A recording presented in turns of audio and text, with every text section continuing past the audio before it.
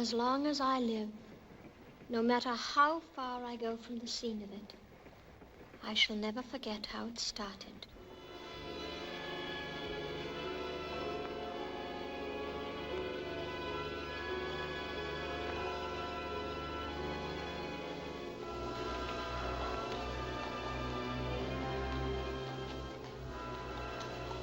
In those days, I lived in Coin Street near Waterloo Bridge. I had a strange feeling that someone was watching our lodging house. I was working in the chorus of the Cambridge Theatre, and several nights when I came home late, I caught a glimpse of a figure lurking in the shadows.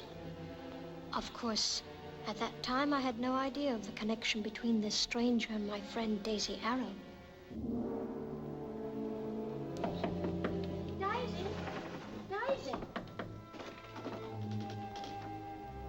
So you are in. What's the idea not answering? I didn't know it was you. I say, you left your blind up. Don't do that. Blimey, you are in a stew. Sorry, Belle. I'm rather jumpy. Oh, is it, Daisy? I don't want to talk about it. Oh, come on, you can tell me. Well, have it your own way. Is he rich? Please, Belle. I just popped in to ask you something, because you got such good taste. There's a sale of feather boas tomorrow at Obbs & Son at Waterloo Road. I thought if I could go in there in the morning before rehearsal, maybe you could come down and... You have to excuse me, Belle. I have a dreadful headache. I'm sorry, dear. Can I make you a cup of tea? No, thanks. Righto. I'll see you in the morning. Night. Good night.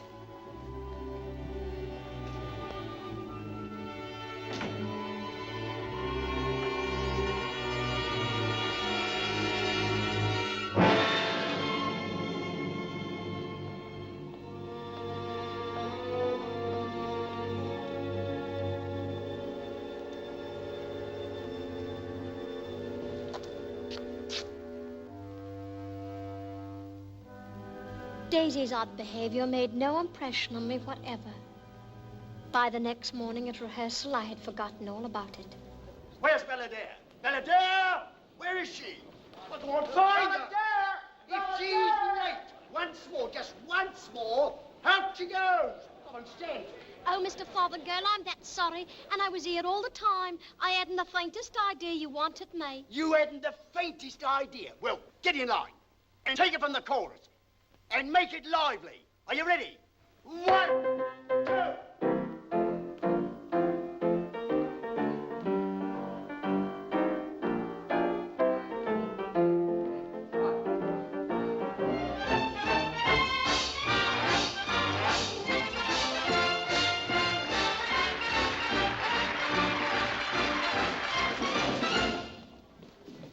Alf? Yes, Miss Daisy. Has anybody asked for me? No, not yet.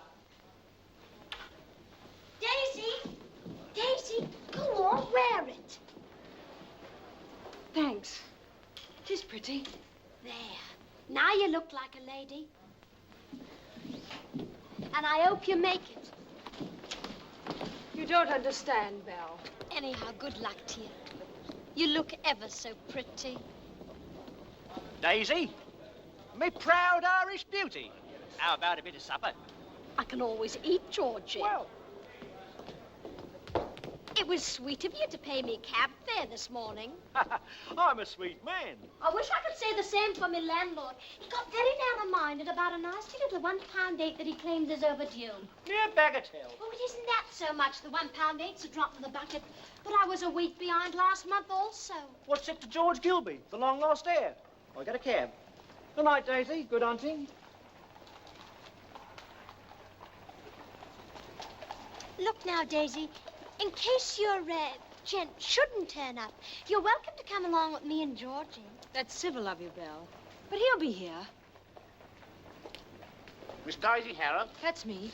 Do you mind if I have a peek at him? Don't be a fool. Hello. I was about to give you up. It just struck 12 on St. Paul's. What? I said it just struck 12 on St. Paul's.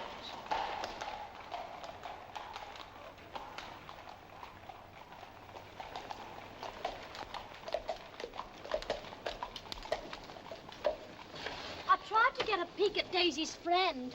I liked his voice. Sort of foreign-like. I wonder where Daisy found him. Oh, probably some Italian or Portuguese prince. The town's crawling with them. Crown and bottle. Righto.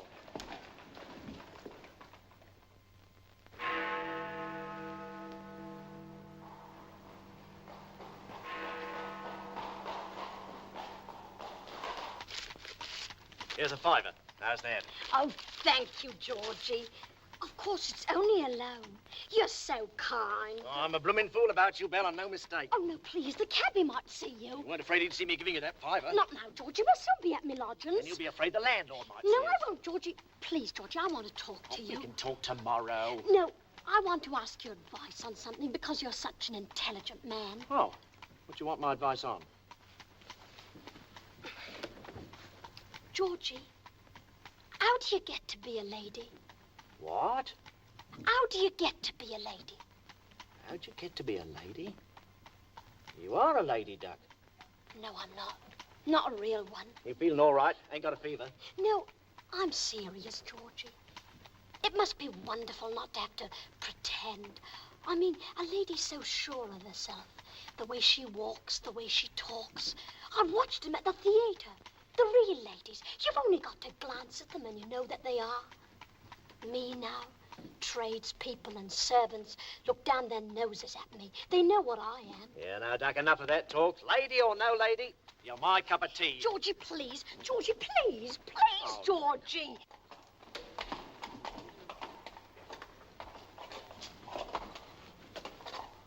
Oh. Daisy's home already. Oh, shall we give her a serenade? You keep quiet. Daisy's got a temper like a wildcat. Oh, how much? Better have him wait. Cabs are hard to find around here this late. Hello. I'll only be a jiffy. It's all the same to me, Governor. Oh, I must have left my gloves in the cab. Oh, get it.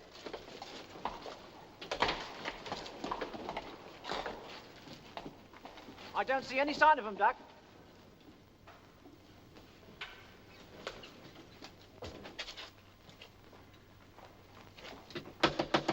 Bill! Bill! Bill! Oh, well, live and learn. Back to the Crown and Bottle. Righto. Yeah.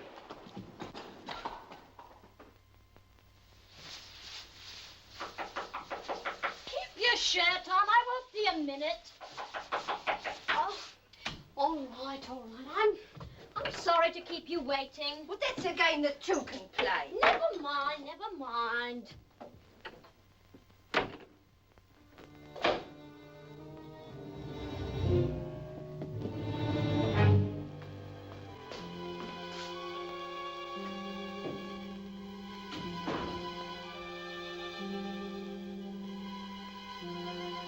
Hello, Daisy. How about a cup of tea?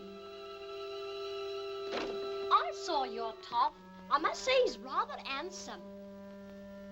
Oh, come on now. No games. I saw his lordship in the...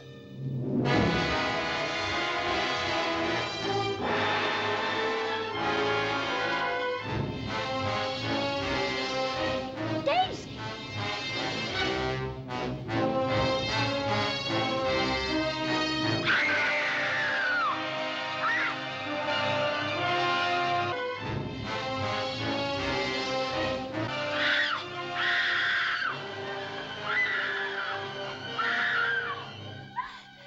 What's wrong? It's Daisy. She's dead.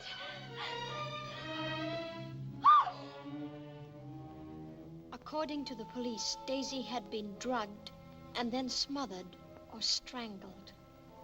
They questioned us for more than an hour and took samples of the tea that was left in our half-empty cup. Is this your Bible, too? Never saw it before. I don't think it was Daisy's. How do you know? Well, she wasn't much for Bibles or flowers. Poor thing, they both are a great blessing. I don't know what I should do without my garden. Seems to be a well-grown moss rose. A moss rose? Why, I haven't seen one since I was a child.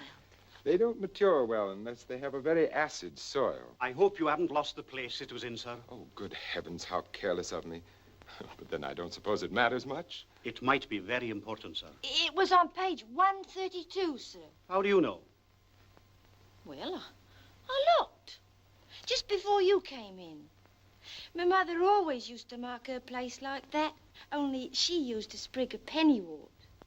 When did you say you left the West Country? Oh, I didn't say, sir. But how could you tell that's where I'm from? Pennywort prefers to grow in the West Country. Moss rose is more capricious. One is apt to find it almost anywhere in England. Well, at least we can concentrate our search on England, eh, Evans? England is a pretty big place, sir. If we have to search all the gardens in all shires looking for moss roses... You wouldn't discover any. The moss rose is out of season now. Then where did this one come from? That is precisely what we must find out.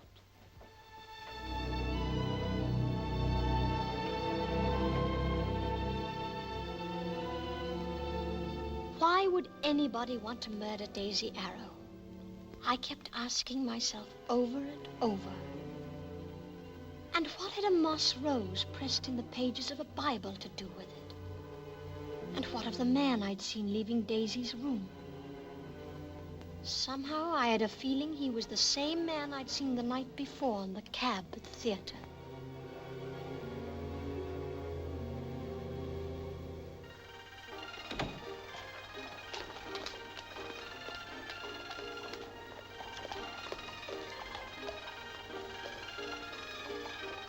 I had forgotten all about the cab and the white horse until then. Of course, in London, a white horse was no novelty. Yet there was always a chance it might be the one. Here, I kept it nice and hot for you, Harry. Ah, almost thought I wasn't going to get here. When up popped a fare that brought me right to your door. Hello, young Belle. There's been a basin full of bother up your way, I hear. And you'll be hearing more. Is that your cab outside? If you wait till I finish this nice dish of tripe, I'll be glad to go out and have a look. The one with the white horse, is that yours? Would you call him white, Bert? Well, being a friend of both parties, I wouldn't like to give an opinion. I don't care what you call him. You took a gent from here about an hour ago, didn't you? Who says so? A dark, foreign-looking gent in a grey hat and a light raglan. I've carried dark, foreign-looking gents in grey hats. I've carried dark, foreign-looking gents in light raglans. But I don't remember as if I've carried one as wore both. No, my dear, not if you gave me a stack of Bibles that I'd a kiss, one on top of the other, and me a God-fearing man to boot. Where'd you take him? Oh. That gent. What gent? The one you took away from here. I don't remember saying I took anybody. Hey, Bert, me lad, how about another half point? Help yourself. I'm busy. Why, no. Now, look here, mister. You tell me where you took that gent, and I'll buy you the half pint of bitter. I can buy me own, thank ye. Now, look here. You take my advice and leave gents alone. They're not for the likes of you. You'll only borrow trouble, as you probably have already. The likes of me? Who do you think you're talking to? I knows a real gent when I sees one. And I knows you lasses that go fooling about where you don't belong. You keep your place and make 'em keep theirs. You'll be better off, mark my words. How do you know I'm no lady? Well, first place, you don't dress like one. Second place, you don't talk like one. Third place, you don't act like one. He's looking at you. I catches your eye. Where did you learn to say that? What? I catches your eye. Oh, my father always said it. Your father? Where did he drive a cab? He had a stand in Piccadilly. In Piccadilly? Why didn't you say so? What was his name? Pat Linton. Pat Linton? I never knew him, but I knew fellas are dead. Good friends of mine.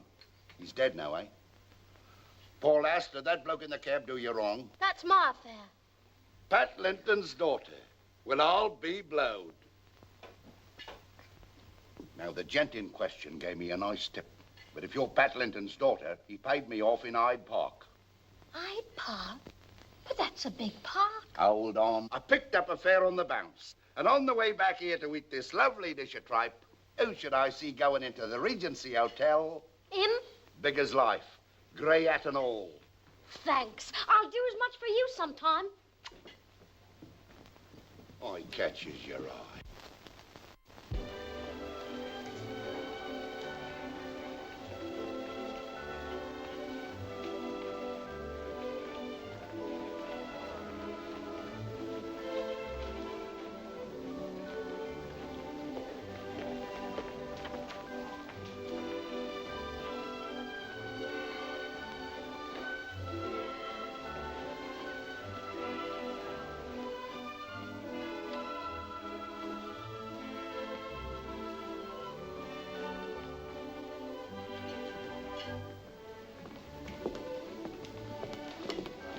This way, milady. Oh, there he is. Hello, Michael. Mother, what in the world are...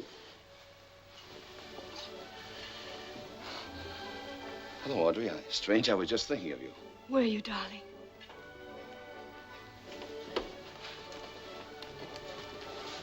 How are you? I'm extremely well. Have you had lunch? You haven't even said you're surprised to see us. Surprised, as I told you, to be thinking of someone who's far away. Then suddenly look up, and there she is. There's more to that than surprise. I thought you both were in the country. Did you just arrive? No, my dear, last night. We inquired for you, but you were out. I'm sorry I wasn't in. But then I didn't know. It doesn't matter. Nothing matters except seeing you again. Isn't there a waiter in the whole of London? I'm sorry, Mother.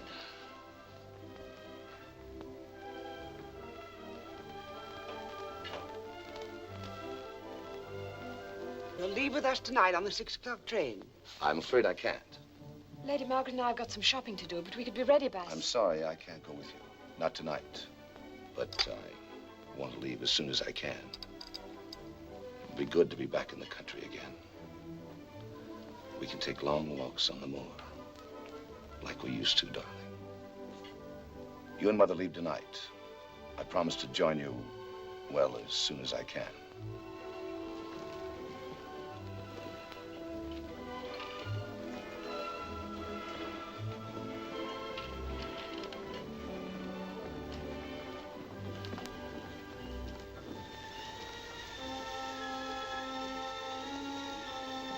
At Daisy's funeral, there were only a few girls from the theater. All through the ceremony, I kept thinking about the man in the white coat. I had a feeling he was somewhere near, watching us.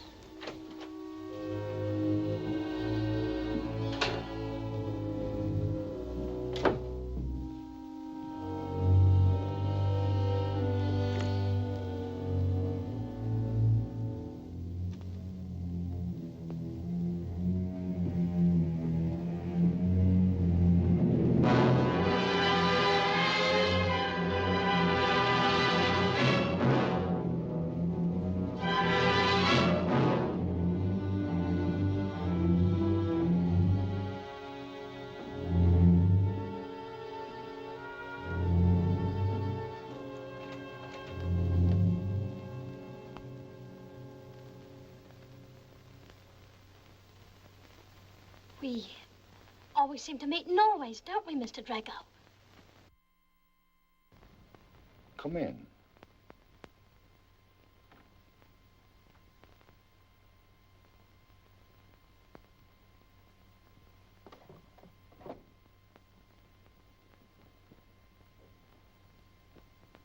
They certainly do you well here. I had a friend that lived here once, but he's gone to India.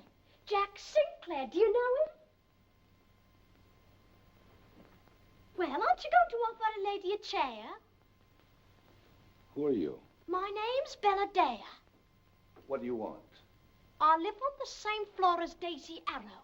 I saw you coming out of her room Sunday morning. Don't you remember me? I've never seen you before in my life. Oh, yes, you have. I saw you when you called for Daisy at the stage door Saturday night. I was with her. You're mistaken. I've never heard of anybody by the name of Daisy Arrow. You're a cool one. You mustn't think nobody knows I've come here. Be kind enough to state your business and get out. I wasn't the only one that saw you at the stage door. I had a friend with me. He saw you plain as I did. You cheap little blackmailer. We're not discussing blackmail, Mr. Drago. We're discussing murder. Murder? You mean you haven't even been curious enough to read about it in the paper? You can't scare me. You killed Daisy Arrow.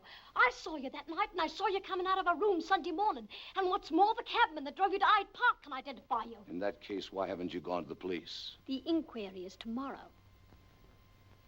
If you weren't more of a fool than a blackmailer, I'd go to the police myself and have you put away. I think our discussion is over, Miss... whatever your name is.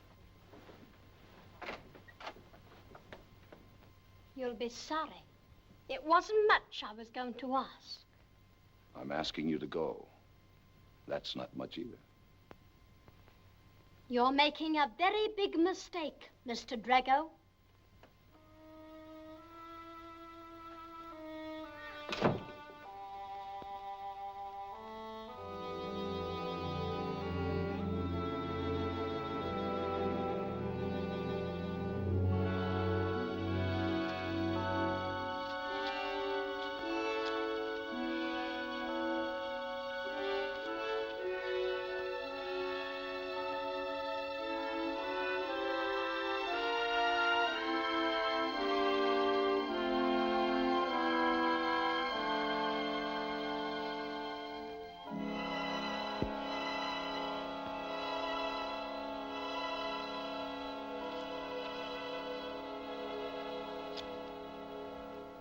Mr. Michael Drago, involved in murder, Daisy Arrow. Get him quick. As a rule, I don't bother with anonymous communications, Mr. Drago, but in murder cases, we're not permitted to use ordinary discretion. I understand, Inspector. And I appreciate the discretion you've shown in bringing me here. Not at all. And now, if you could give us a fairly accurate description of your movements during these intervals. Evans has it all worked out. Let me see.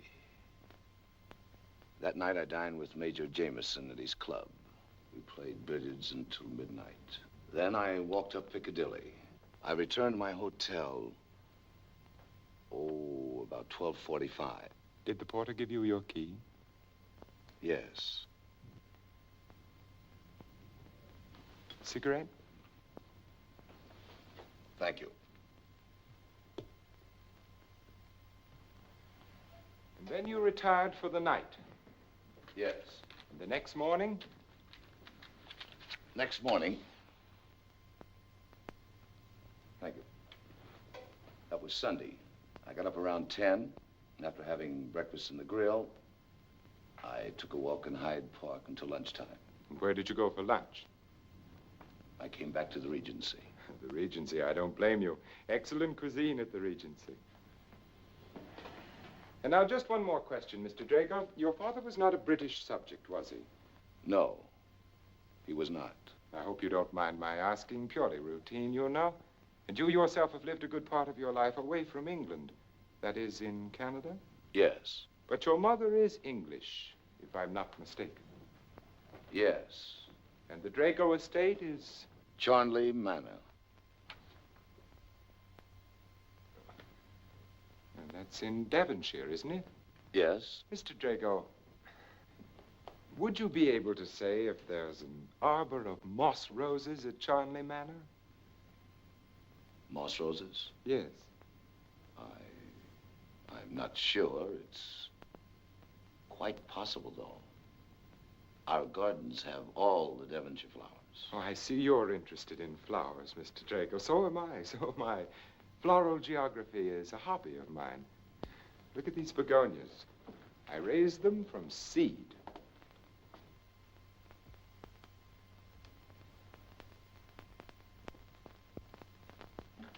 Evans? Yes, sir? Please ask Miss Adair to step into your room for a moment. Place her as close to the door as possible so she can hear clearly and at the same time not be able to see anyone in this room. Yes, sir. And also ask Mr. Stevens and Mr. Thompson to come in here. Yes, sir. By the way, you don't know Miss Adair, do you? Miss Belle Adair? No, I don't think so. Why, did she say she knows me? No, she didn't. I hate to trouble you with all this falderal, Mr. Drago, but Miss Adair claims she saw the principal suspect in a cab when he called for the deceased at the Cambridge Theater the night of the murder. She also heard him speak to the deceased. I never place much reliance in these voice tests, but this girl insists she can recognize the voice. So just for the sake of a clear record, I wonder if you'd mind submitting to a test. Why, you don't give me much choice, Inspector. I have none myself, Mr. Drago. I don't doubt your word, but certain areas in your statement leave room for reasonable conjecture, which I hope this voice test will eliminate. Come in.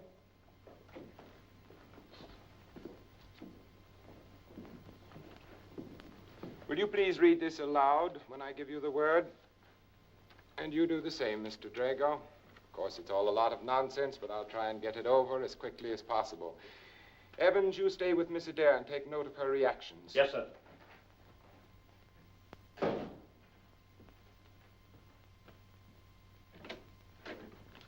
Come in, please, Miss Adair. Sit there.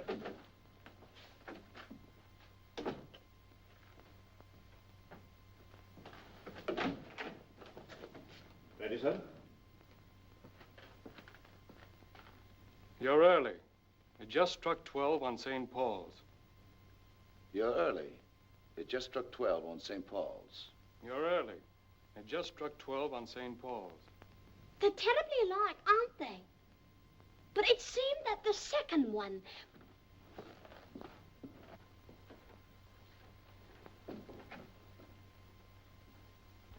The second one, she said, although she wasn't absolutely positive. Well, Mr. Drago? Do you regard that as conclusive? I wouldn't say that, but it rather leaves us on the fence, so to speak. Actually, I'm duty-bound to include your name for further investigation. I'm sorry. I see. Inspector, how would it be if everyone said something different? Then perhaps they wouldn't sound so much alike, and we could secure a positive identification. Good man. You say something at random. You stick to the original sentence spoken by the suspect. And you, Mr. Drago, can say anything you like. Do you mind if I read a sentence from a letter I happen to have here? Splendid. An excellent suggestion, Evans.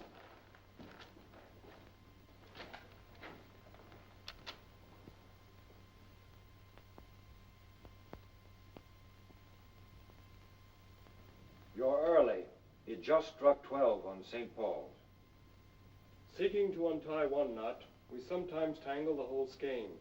On second thought, I have decided to reconsider your proposal and will be glad to discuss the question of terms at your earliest convenience.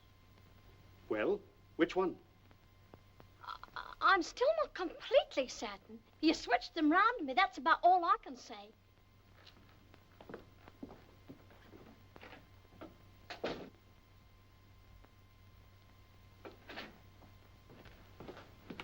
Please follow me, Miss Adair.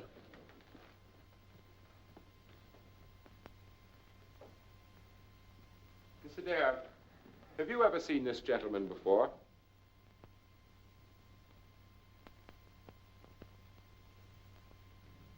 Well, Miss Adair? His type isn't unfamiliar. What sort of an answer is that? Look here, Miss Adair, either you recognize him or you don't recognize him. Is this the man you saw coming out of that room? I wouldn't want to hurt an innocent person. Is this the man you saw coming out of Daisy Arrow's room the morning of the murder? Well, answer me, Miss Adair. Is he the man?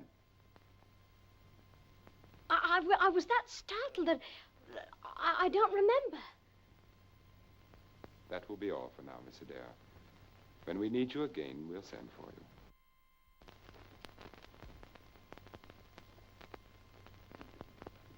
That will be all.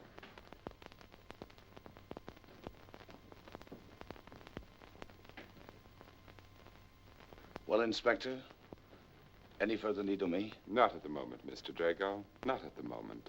Again, I regret you've been subjected to this inconvenience. After all, it's no small thing for a man of your prominence to be dragged into a mess of this sort, especially on the eve of your wedding.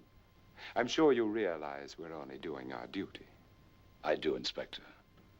And if there's anything else, I am only too happy to be of service to you. We'll keep in touch with you.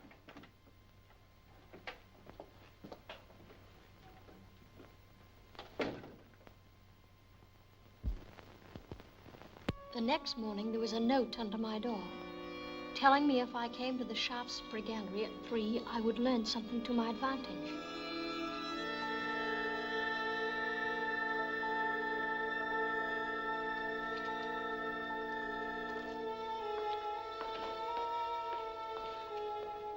Catalogue, miss? No, thank you. I'm just looking. Thank you.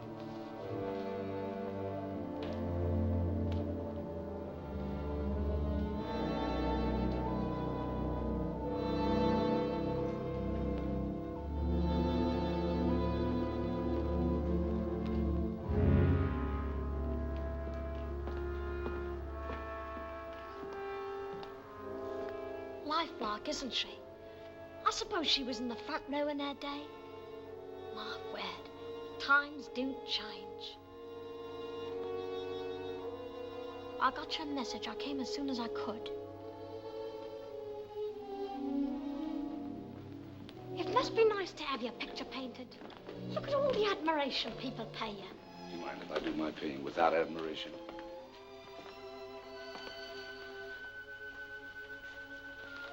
I think you will find this sufficient. Just a moment. The least I expected was a decent nod of gratitude. I thought it was money you were after. Very well, then. Thanks. It won't do. No, what will? Why not let's go somewhere and have a cup of tea, Your Highness? And have Inspector Clinner see us together? How do you know they aren't on to you? Oh, I know they're not. Well, I am. I repeat, you'll be more than satisfied with what you have there. Thank you again, Miss Adair.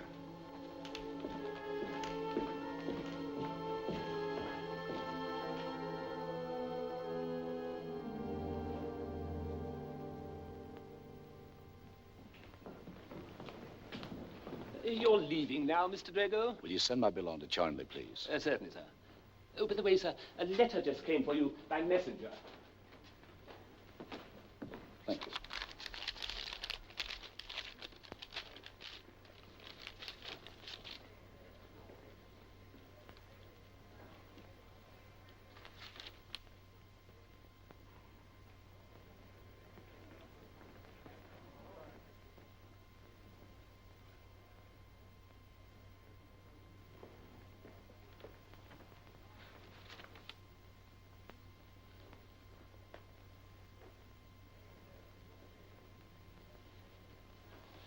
I find my plans have changed. I shan't be leaving tonight after all. Very good, sir. Take Mr. Drago's bags back to his room. I'm glad you're staying on with us, sir. Good cab, Mr. Drago.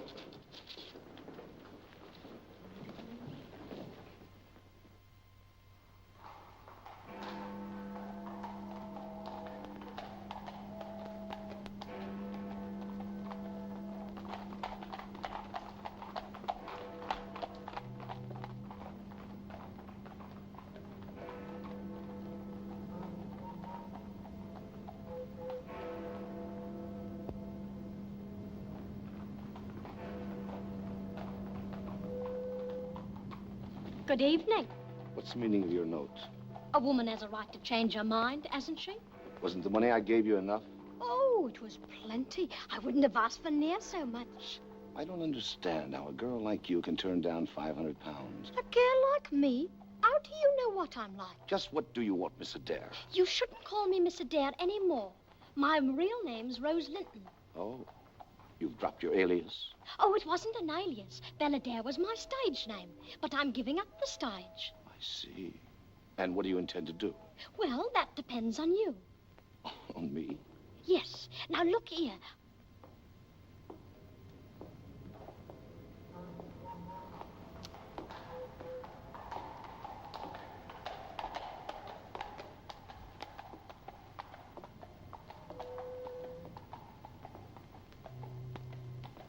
Why don't you call him?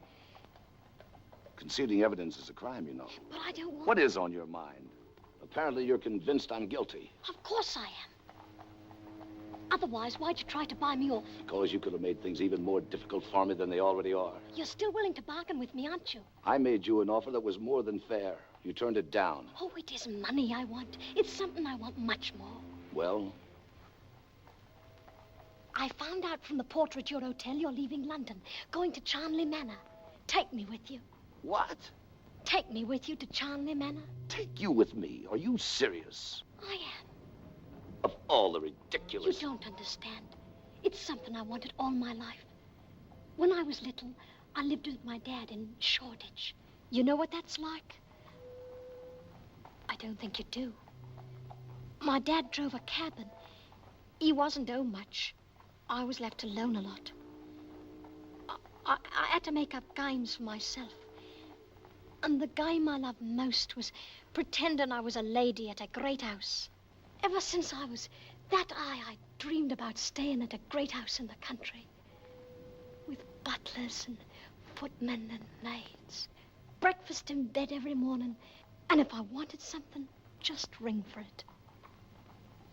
It'll only be for 2 weeks. That's all I'm asking. Let me go to Charnley Manor. Just for 2 weeks. But that's preposterous. No, it isn't. If You don't think for one moment you could get away with it? Well, you'd be miserable. just give me the chance. I'm sorry, but the whole thing is just too ridiculous. You won't do it? No. In that case, I suppose I'll have to go and call on Georgie. Georgie? George Kilby. He's the bookie chap what was with me the night Daisy got into your cab. Remember? So he's in this with you? Not yet, and he needn't be. Think it over, Mr. Drago. Think it over carefully. You know where to get in touch with me. Ta-ta!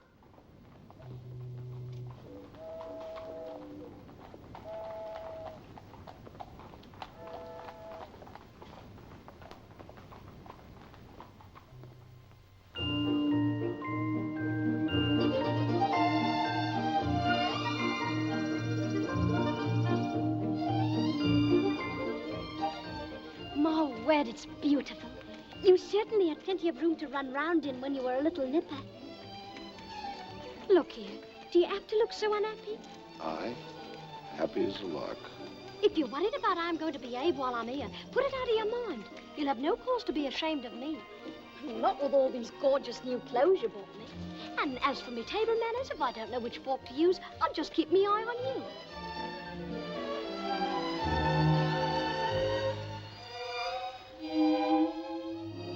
My word, it's a regular palace. You should stop exclaiming my word at everything you see. I can't help it. Everything's so grand and green. The air smells so nice. And my word, how the sun shines. People in town don't know what they're missing. Everywhere you look, it's so lovely. You'd expect to see a calendar pasted under it. How are you, Craxton? Mr. Michael, it's good to have you home again, sir. Craxton, this is Miss Linton. She's stopping with us a few days. Your room is ready for you, miss. Thank you. I hope I shan't be too much bother. Nice little place you've got here, Michael. Is Mother home, Craxton? Her ladyship went for a drive with Miss Ashton, sir. We'll have tea in the library. Bring me a brandy and soda, please. Yes, sir. How was I? Did you expect applause? I did it just like the Honourable Audrey would.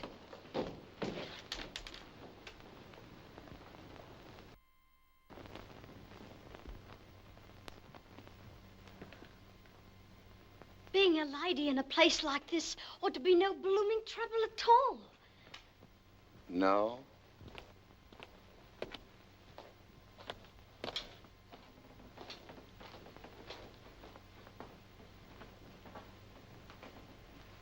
Thank you, miss.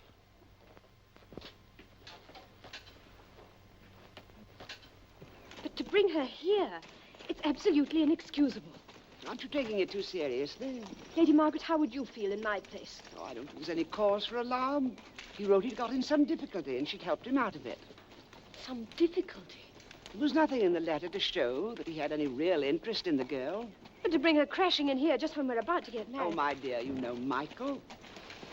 Oh, you should by now. Michael's just as he is. You have to take him or leave him, and I think you've made up your mind to take him. He inherited two things from his father. Good looks and the talent for making women unhappy. What can I do? I love him. Don't we all? Get along, Ginger. Hello, Michael. I didn't know you were here. Hello, Mother. Do you know, I've been trying out that new cob of yours, Michael. He's not as bad as he looks. I've never known anything to really satisfy you, Mother. Mother, this is... I know who this is. How are you, Miss Linton? I've been looking forward to meeting you. I'm glad to be here, Lady Margaret. It's good to see you again, darling. Dearest. Audrey, this is my friend, Rose Linton. How do you do? I understand you did Michael a great favor. Oh, I didn't do anything, really. According to Michael's letter, you did. And we're very glad to have you here. Now run up to your room and wash your face. My face? Is it dirty? That's not your own color, is it? It certainly is. It's too good to be true. Turn round. Good head, good bones, nice conformation. She has style, Michael. Real style. I'm not a horse. Now look here, young woman. If we have to put up with you, you have to put up with us. If I have anything to say about a person, I say it to their face. There's no beating about the bush in this house, and the sooner you learn that, the happier you'll be. Now come over here and pour me a cup of tea. Then we can have a nice chat. She has a bold way of looking at people that I like.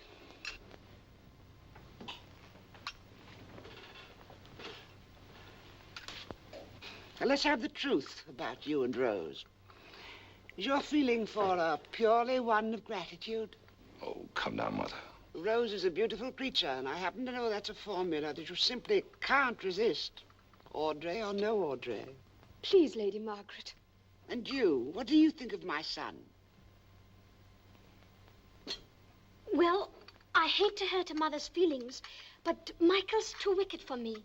He's too handsome, too much the lady killer to suit my taste. I wouldn't dare turn my back on him, and that's the quick of it. That's quick enough and fair enough. Look at Michael. Simply furious. Can't say much for your tea. Tastes like rainwater. Well, I dare say these two young things must want to be left alone. Come along upstairs. I'll show you your room. It's on the next floor. It has a very nice view.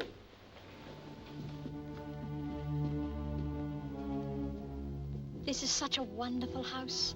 I went to the public library and looked up pictures of it. I'm really very fond of it.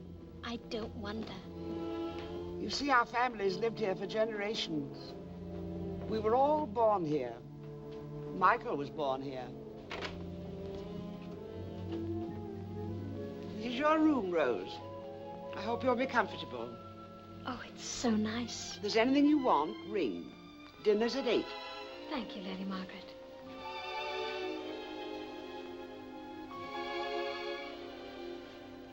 I like you, Rose.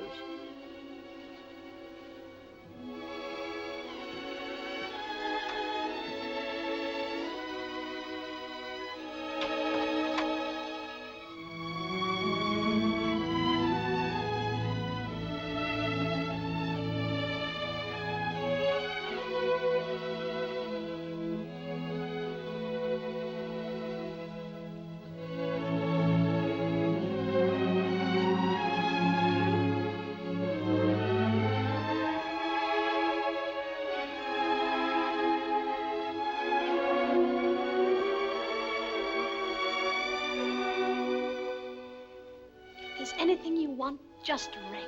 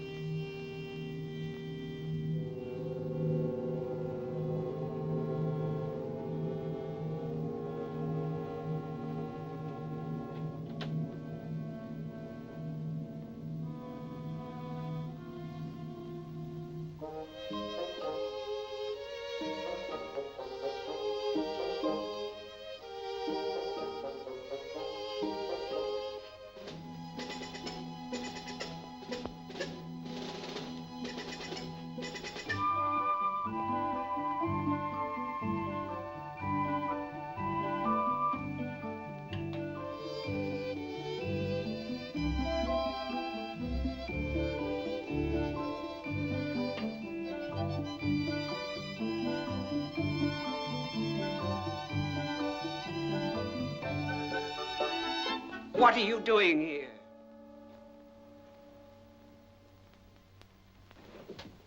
How dare you come into this room? I'm sorry. The door was unlocked. Did I do something wrong? You're the first person who's been into this room, except myself, for a great many years.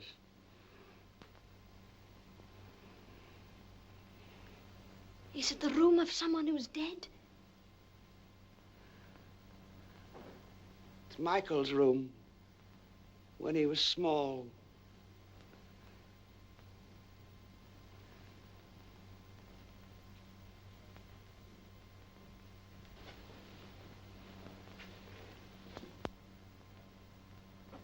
That's Michael's father.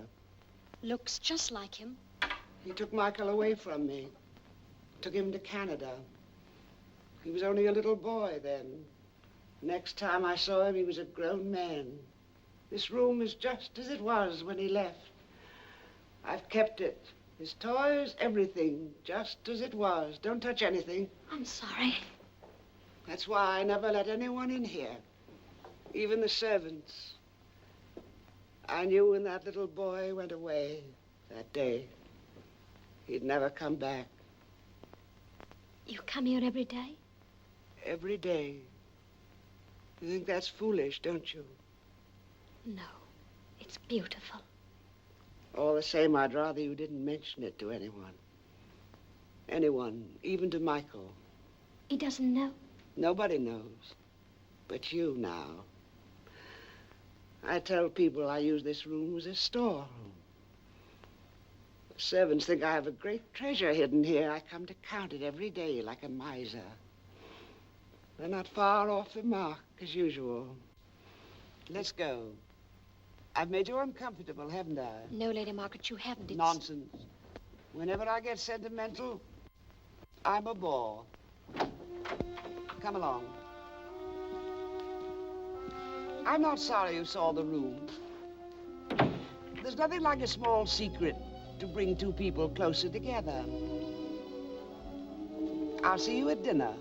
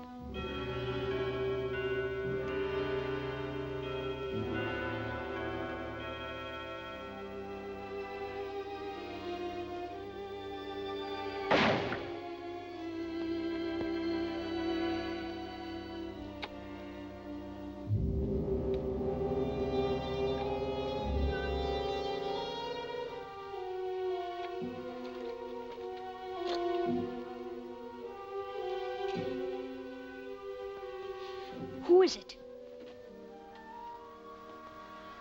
Did I waken you? You frightened the wits out of me. I didn't want to knock in case you were asleep. I heard a shot. A farmer's child is lost on the moor. They're searching for her. She might have wandered into Charnley-Mar. Charnley-Mar? That would be the end of her.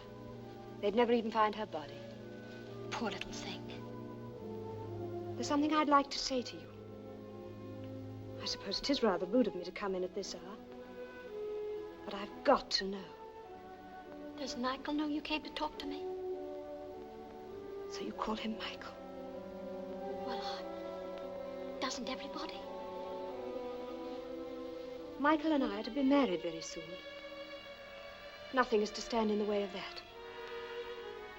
Do I make myself clear? Oh, quite clear. You have my best wishes for a long and happy life. You have a queer way of saying it. Queer? I mean every word of it. How long were you in the chorus at the Cambridge? While I was there, it was like forever. I suppose you knew Daisy Arrow. We worked side by side. We were good friends. Must have been dreadful for you. It was worse for Daisy. She loved living. I read about it in the papers. Why should anyone have wanted to murder her? I ask myself the same question 1,000 times. Is that what you wanted to talk to me about? Michael and I know. You're very much in love. Anybody can tell that. Yes. What I mean is, you and I can be friends. Or not. I want to be friends. You do? Truly? Of course. Good. That's what I had to know. I'm sorry if I disturbed you. I'll see you in the morning. Good night.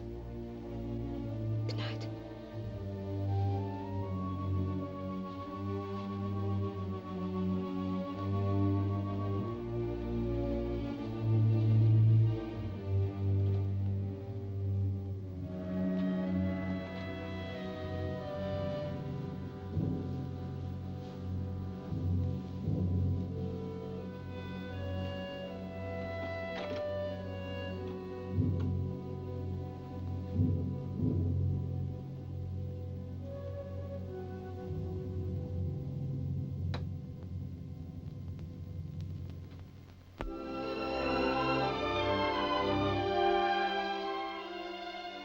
As I look back now, it seems those days were the happiest of my life. And when Audrey went up to London to get her trousseau, Lady Margaret couldn't have been more kind had I been her own daughter. But the greatest change of all was in Michael. The moment Audrey left for London, it was as if some strange veil had been lifted, and he was completely another man. He taught me to ride. And Lady Margaret insisted that I wear one of Audrey's riding habits. Whenever I made little mistakes, or my manners were not what they should have been, Michael corrected me, but always gently and patiently. And never once did he mention London or the circumstances which had brought us together.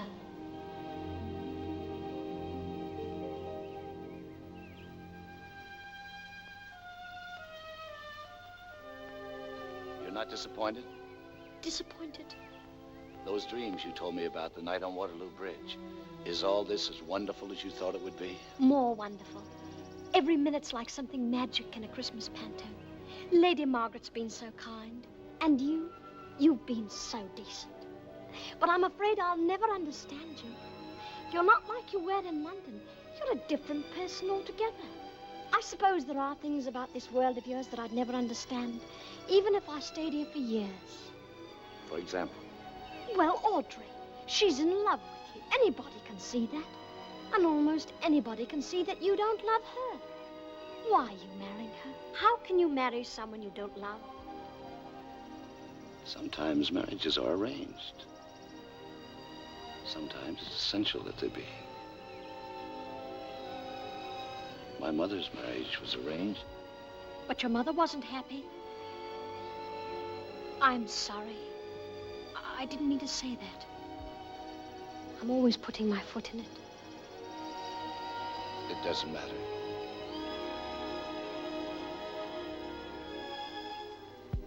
You're not afraid of me, are you?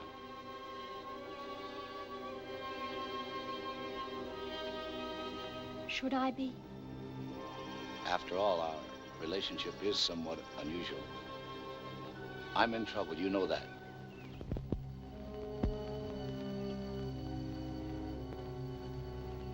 We'd best be going. We shan't be in time to meet Audrey. She'll be on the 4 o'clock train.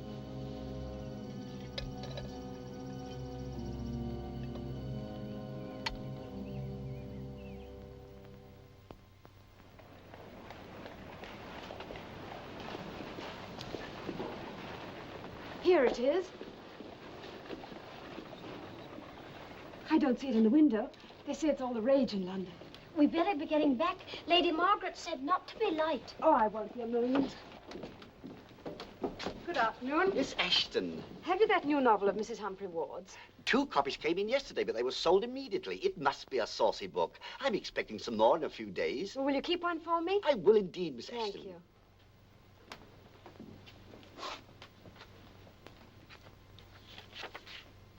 I'll have this. Certainly. Strange, I had the occasion to mention your name today, Miss Ashton. Did you? You recall those 3 Bibles you bought? Yes.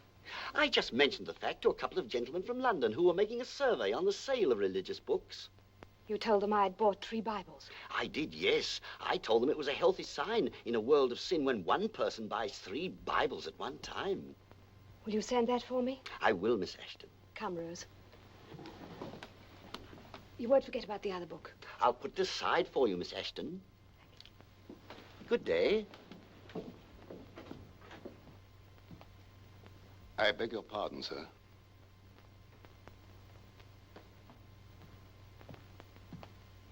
There's an Inspector Clinner from Scotland Yard to see you, sir. Clinner? Yes, sir, and there's another man with him. Show them in, Craxton. Yes, milady.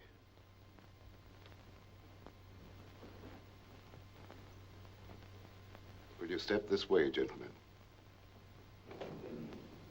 I think it'll be amusing to have tea with a couple of detectives.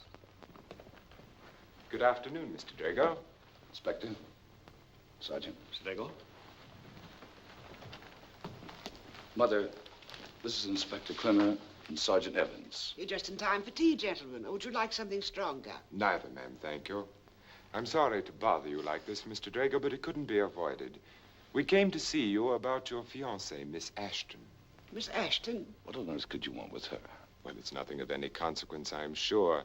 We were just checking up on some loose ends in the Daisy Arrow case, and I thought you'd prefer us to discuss it with you instead of bothering the young lady. I don't know whether you recall, Mr. Drago, but a Bible was rather an important item in the Daisy Arrow case. Yes, but what does that to do with Miss Ashton? Well, I'll be brief as possible. This Bible, it seems, was published in rather a large edition. But in looking over the sales lists, I found that your local bookseller here in the village had purchased a dozen copies. Insomuch as you had been questioned in the case, we were naturally curious as to the disposition of those particular Bibles. I still don't see the connection with Miss Ashton. Miss Ashton bought 3 copies. Oh, I remember now. It was about the time Audrey came to stay with us. You see, she distributes a great many flowers at the hospitals, and occasionally some poor invalid asks for a Bible. Oh, yes, of course. Yes, that's precisely what I imagined. Speaking of flowers, I wonder if your ladyship... Do you know if Miss Ashton gave away all 3 copies of those Bibles? I can't be sure. I'm sorry we're so late.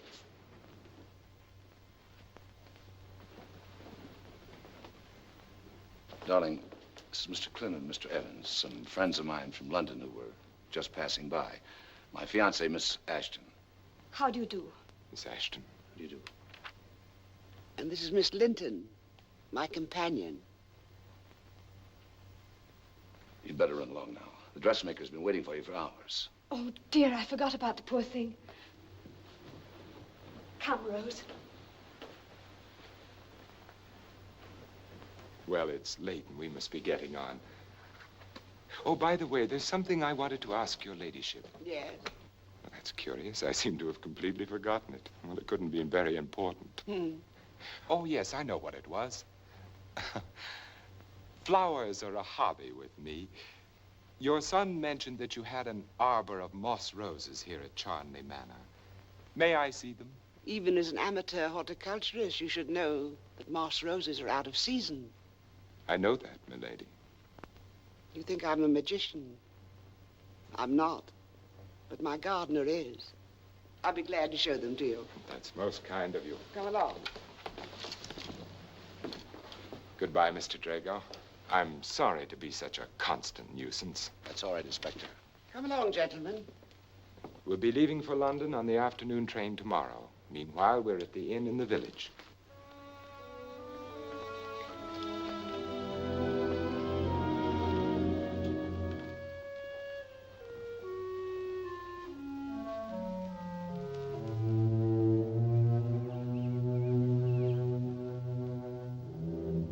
I dare say your ladyship knows the story of the origin of the moss rose. Do I? I'm not sure. Once upon a time, there was a princess who had great virtue and a kind heart. But the king, her father, was very miserly, so that all of her charities had to be done in secret. Well, as she was leaving the castle one day, carrying bread for the poor, the king accosted her and demanded to know what she had hidden in her apron. Roses, she replied.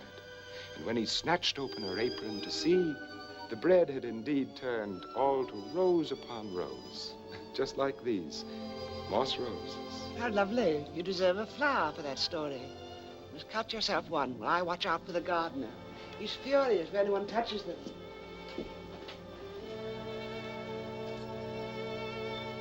Aren't you ashamed?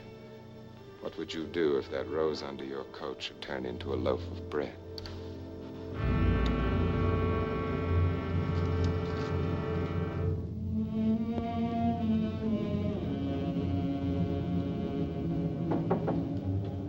Who is it?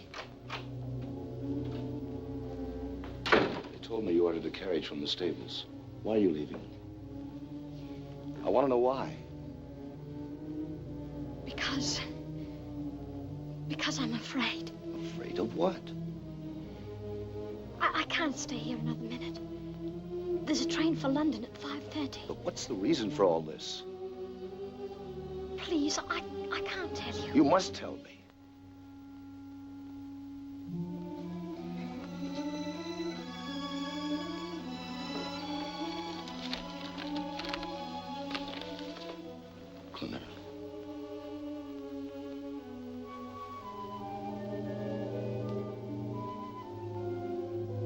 You see, you recognized me from the start. When did you get this? About 20 minutes ago. And you were not going to meeting? I couldn't. Why not? He'd have asked me questions that Questions that you couldn't answer because of me? Is that why you were running away? Look at me. This is the answer. You and I are the same kind, you know that. Yes. And whatever I've done... I don't care what you've done. Nothing matters now. You can't run away any more than I can.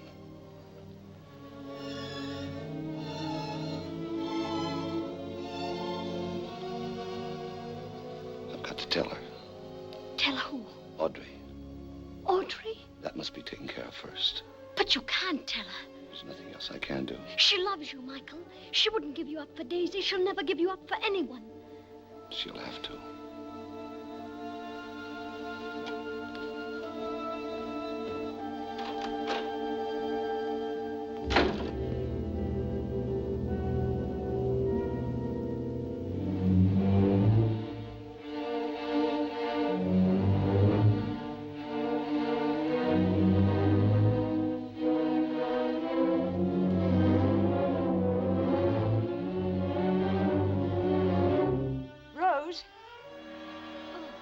Audrey.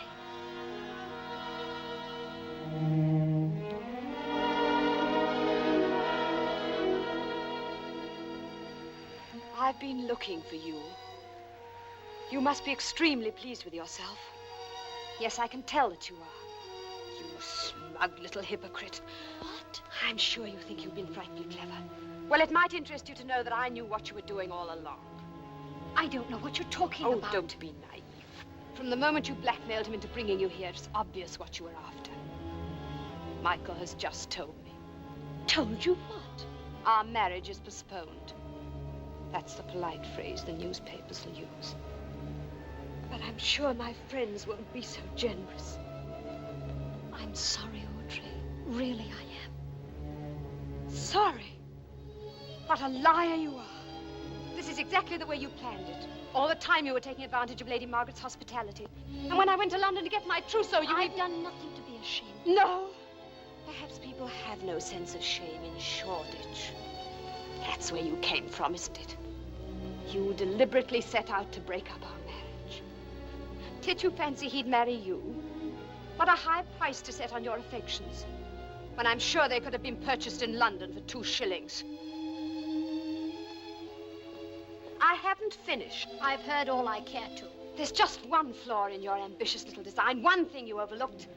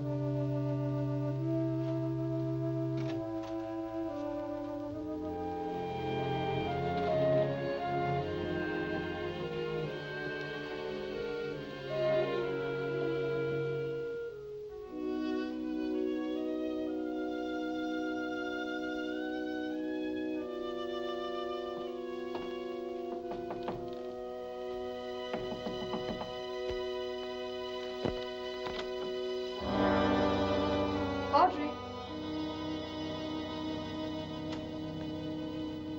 Audrey?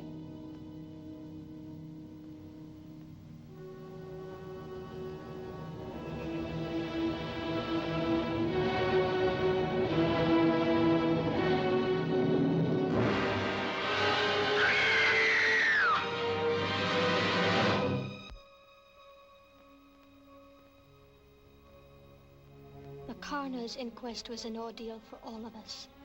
The village doctor testified that Audrey had died from an overdose of sleeping powders, apparently self-administered. Traces of it were found in the teacup at her bedside. I told the truth and gave the best answers I could.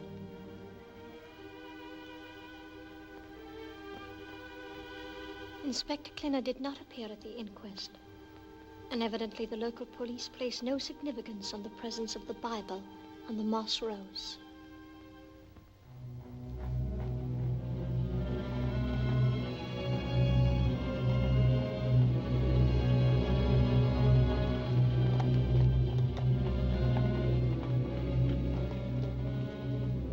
When the inquest was over, the police held Michael for further questioning.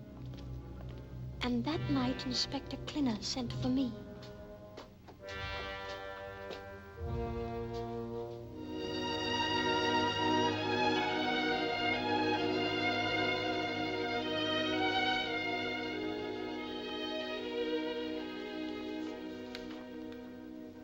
See if this telegram gets off as soon as possible. Yes, my lady.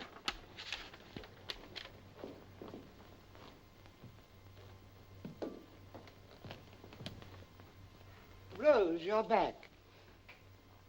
I just wired my solicitor in London to engage Sir John Harker. He's the cleverest counsel in England. Sit down, my dear. Tell me what happened. Let me have your hat.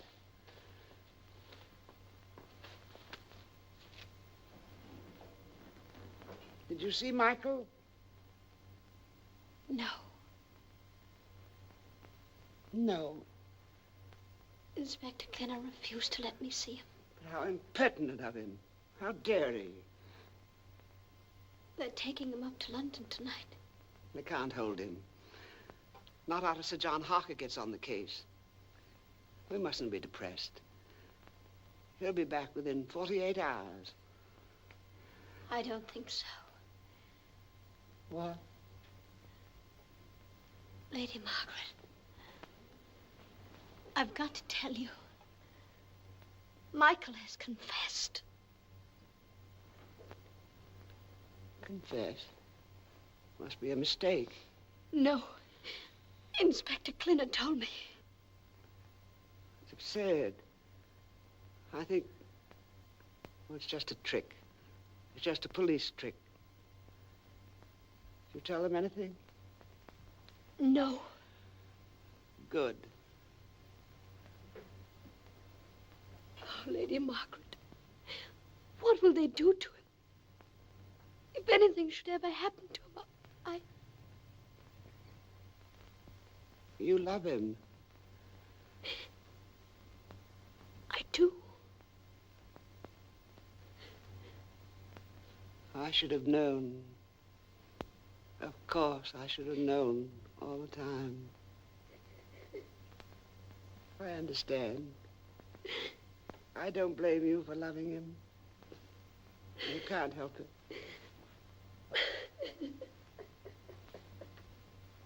Here. Thank you. Oh, Lady Margaret, what are we going to do? I think you've taken all that you can stand today. Come along upstairs and rest. Oh, but I couldn't sleep. You can try. Come along.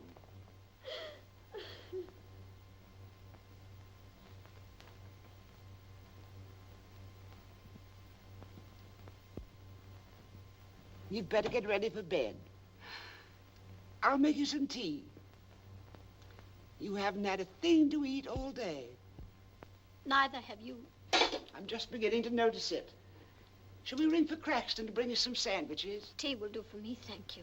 'Tis rather late to wake him up. I'll make do with a biscuit. Oh. What is it?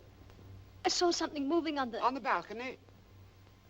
We'll soon find out. Hadn't we better call the servants? Nonsense.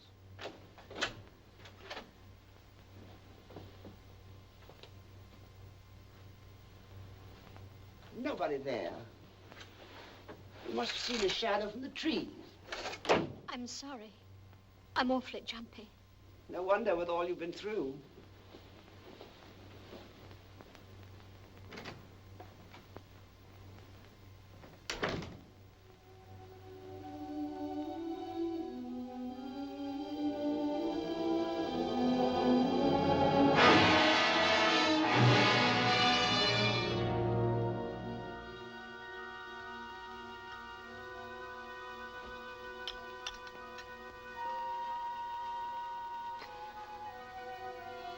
Why are you so quiet?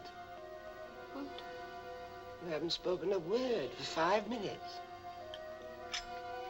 All of a sudden, I feel so sleepy. I can hardly keep my eyes open. Stop trying, then. Come. Into bed with you, child.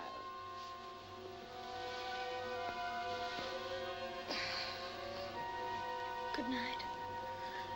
Good night.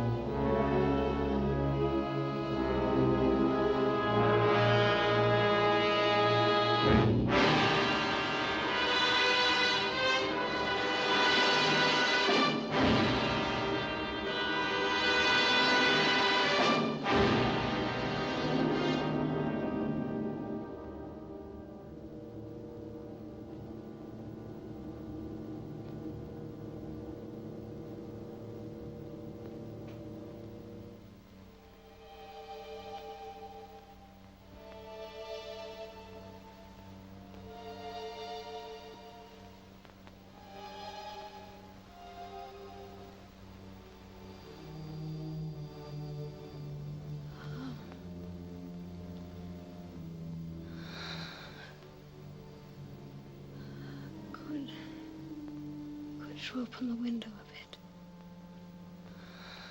Why? I can hardly get my breath.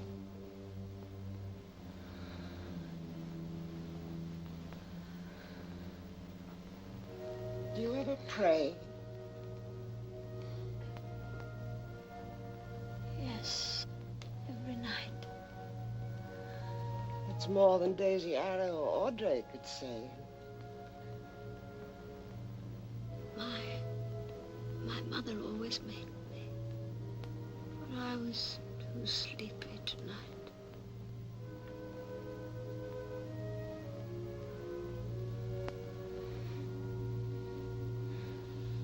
Did you say Daisy What was the prayer she taught you?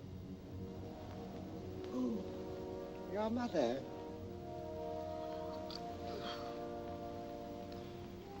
Now, I lay me down to sleep. You did say Daisy Arrow, didn't you? Yes.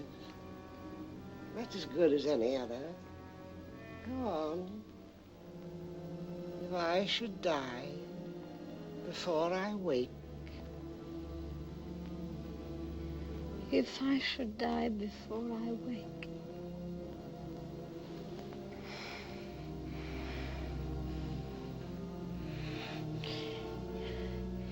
You said Audrey, too. I pray the Lord my soul to take. Amen. Amen.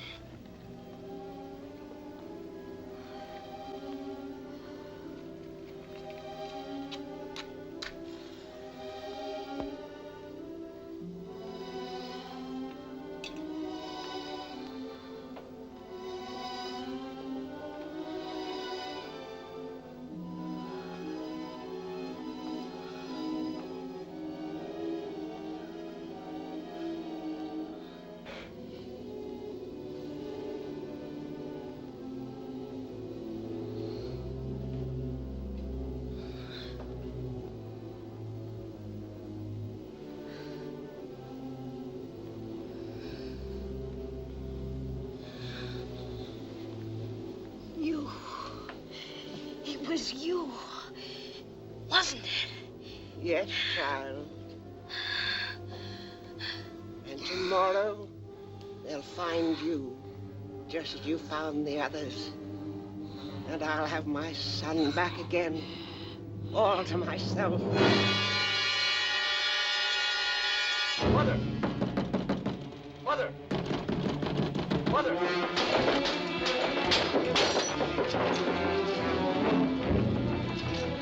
Get the door.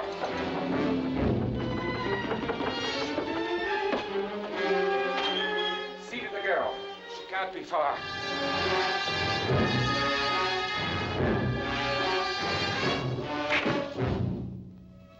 His boat! You fool! Clumsy fool! See what you've done! Meddling fool! It was his boat! His boat, I tell you! And you've ruined it. You've ruined it. You've ruined it.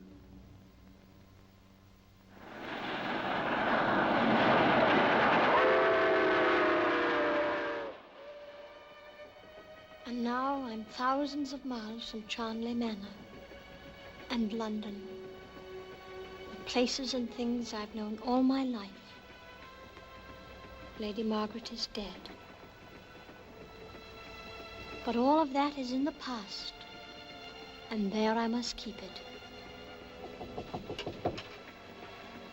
Come in. We'll be getting into Toronto in 15 minutes. If you'd like me to take care of your luggage or arrange for a carriage at the station for you, I'd be very glad to. No, thank you. There'll be someone meeting me. Very good.